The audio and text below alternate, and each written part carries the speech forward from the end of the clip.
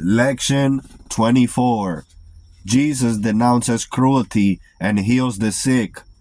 As Jesus passed through a certain village, he saw a crowd of idlers of the baser sort, and they were tormenting a cat, which they had found and shamefully treating it.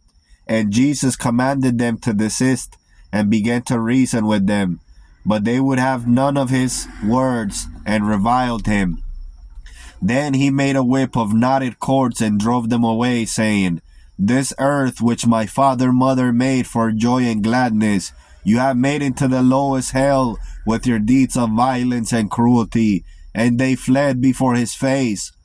But one more vile than the rest returned and defied him, and Jesus put forth his hand, and the young man's arm withered, and great fear came upon all. And one said, He is a sorcerer. And the next day, the mother of the young man came unto Jesus, praying that he would restore the withered arm. And Jesus spake unto them of the law of love, and the unity of all life in the one family of God. And he also said, As you do in this life to your fellow creatures, so shall it be done to you in the life to come. And the young man believed and confessed his sins. And Jesus stretched forth his hand, and his withered arm became whole as the other. And the people glorified God who had given him such power. And when Jesus departed, two blind men followed him, crying, saying, You, son of David, have mercy on us. And when he was coming to the house, and the blind men came to him, and Jesus said unto them, Believe you that I am able to do this? They said to him, Yes, Lord. Then he touched their eyes, saying, According to your faith, let it be done to you.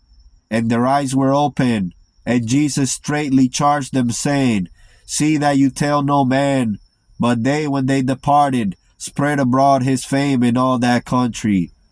As they went forth, behold, they brought to him a dumb man, possessed with a demon. And when the demon was cast out, the dumb spake. And the multitude marveled, saying, It was never so seen in Israel. But the Pharisees said, He cast out demons through the prince of demons.